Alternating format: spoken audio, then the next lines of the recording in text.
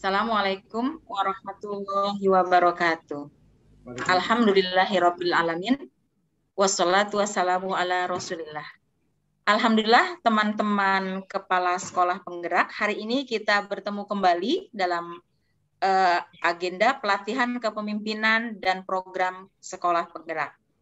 Sudah hadir di tengah-tengah kita pembicara yang akan menjadi narasumber bagi kita pelatihan hari ini, yaitu Ibu Anita Barakah, SPD, MPD.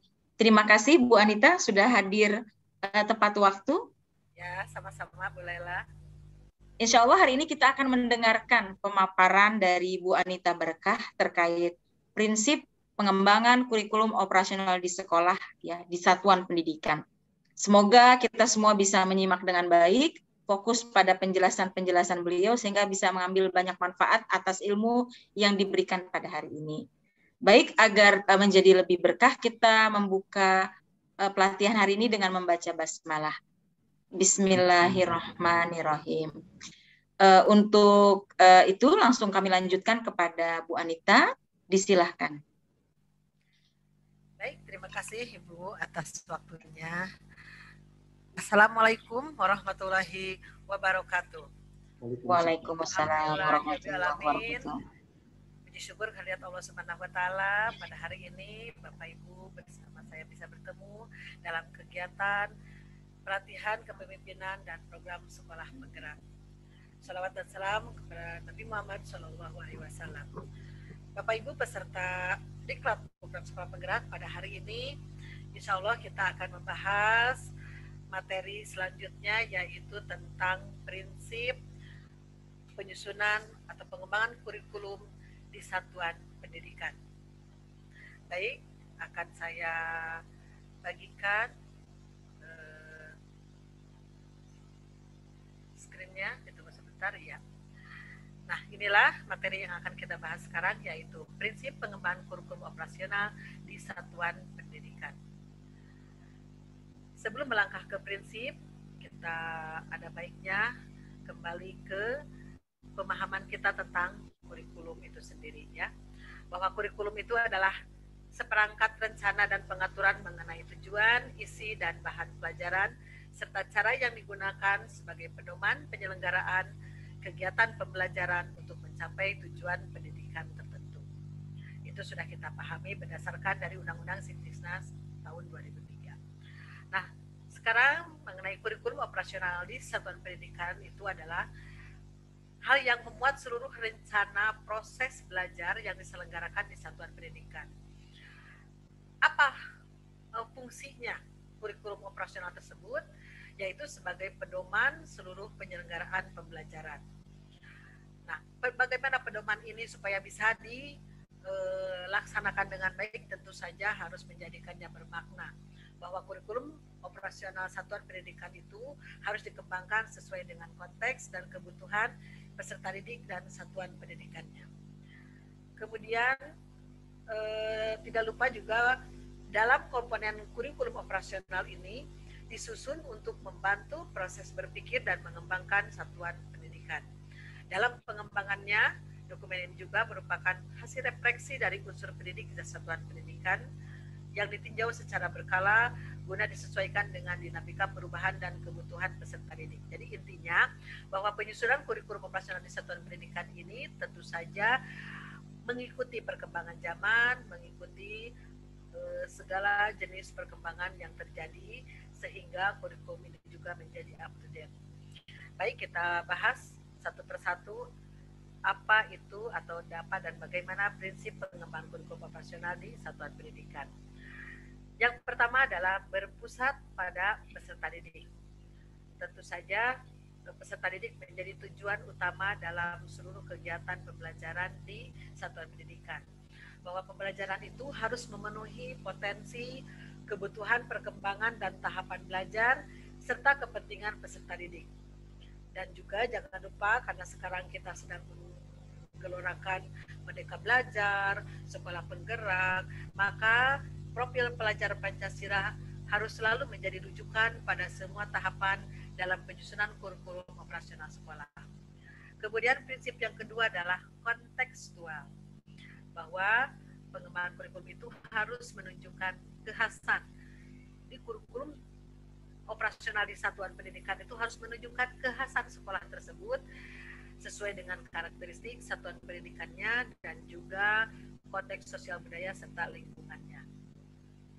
Kita lanjutkan kepada prinsip yang selanjutnya, yaitu esensial, bahwa semua unsur informasi yang penting atau utama yang dibutuhkan oleh para pemegang kepentingan tentang kurikulum yang digunakan di satuan pendidikan itu harus dapat diperoleh di dokumen tersebut. Jadi lengkap, itu isinya itu lengkap, tetapi tidak memasukkan hal-hal yang tidak perlu. Misalkan ada kutipan-kutipan dari atau naskah-naskah lampiran dari Permendikbud, kemudian lampiran dari CP, apa itu CP itu capaian pembelajaran, dari struktur-struktur dan lain-lain, itu tidak perlu lagi dimasukkan ke dalam kurikulum operasional, ya. Lengkap tapi tidak berlebihan, itu intinya ya dari esensial. Kemudian prinsip yang lainnya adalah akuntabel, bahwa kurikulum operasional di satuan pendidikan itu harus dapat dipertanggungjawabkan. Bagaimana caranya? Dalam pengembangannya tentu saja harus berbasis data yang akurat dan aktual. Kemudian prinsip berikutnya adalah melibatkan berbagai pemangku kepentingan. Sekolah sebagai organisasi yang besar, tentu saja banyak pemangku kepentingannya. Nah, demikian pun dalam pengembangan kurikulum, para pemangku kepentingan itu harus dilibatkan. Siapa saja mereka? Ya tentu saja yang paling dekat dengan lingkungan sekolah adalah komite satuan pendidikan. Selain komite, juga berbagai pemangku kepentingan lainnya, yaitu termasuk orang tua, kemudian organisasi di sekolah, dan juga lingkungan sekitar sekolah, masyarakat di lingkungan sekolah. Dan tentu saja ini tidak berdiri sendiri, tetapi di bawah koordinasi dan supervisi Dinas Pendidikan atau kantor kementerian. Nah, dari paparan prinsip-prinsip tadi, ujungnya tidak akan lepas dari profil pelajar Pancasila. Nah, mengapa ke sana?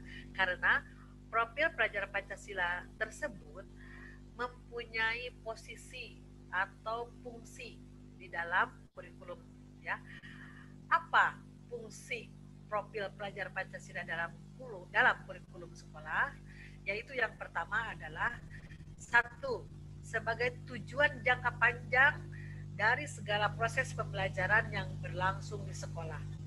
Jadi apapun proses pembelajaran yang kita laksanakan dalam pembelajaran di sekolah, tentu saja itu menjadi tujuan utamanya, tujuan jangka panjangnya adalah ke profil pelajar Pancasila. Kemudian yang keduanya adalah kompetensi dan karakter yang perlu dikembangkan oleh setiap warga sekolah.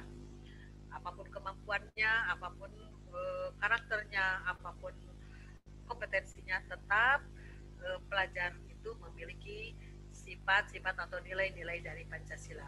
Kemudian yang ketiga, benang merah yang menyatukan segala praktik yang dijalankan di sekolah. Jadi dari seluruh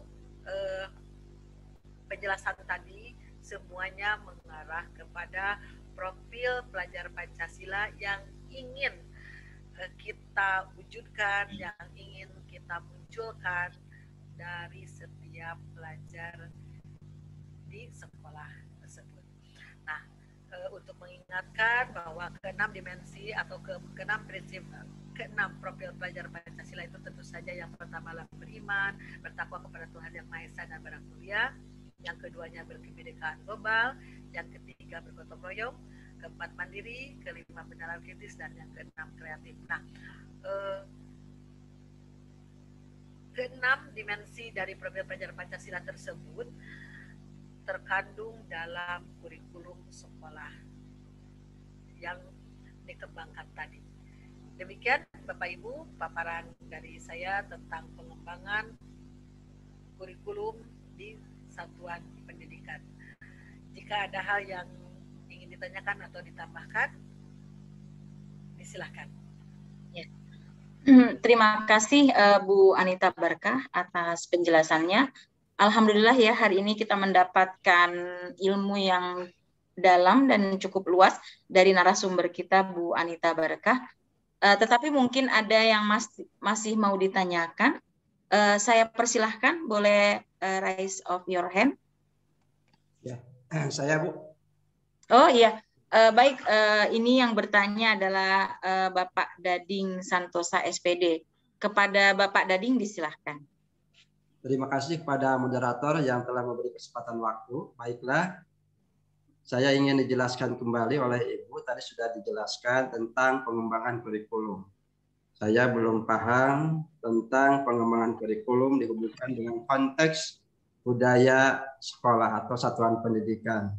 Jadi hubungannya antara kurikulum, pengembangan kurikulum dengan konteks kebutuhan itu seperti apa. Terima kasih. Terima kasih. Baik, boleh langsung dijawab ya Bu Anita. Ya, terima kasih Pak Dading atas pertanyaannya tadi, bahwa prinsip pengembangan kurikulum operasional di satuan pendidikan itu harus kontekstual atau sesuai dengan lingkungan di mana tempat sekolah tersebut berada. Tentu saja ini menjadi sangat penting, sangat prinsipil, karena bagaimanapun juga lingkungan sekolah itu sangat mempengaruhi terhadap karakteristik para peserta didiknya. Sehingga kalau ingin mencapai tujuan yang sudah kita rumuskan atau ingin mengembangkan kurikulum yang sesuai dengan lingkungannya, tentu saja kita harus menyesuaikan dengan di mana lingkungan sekolah tersebut atau satuan pendidikan tersebut berada. Contohnya saja, kan kita tidak mungkin sekolahnya ada di Jawa, misalkan di daerah Jawa, kemudian dibandingkan dengan di Papua. Nah, tentu saja kan lingkungannya itu berbeda.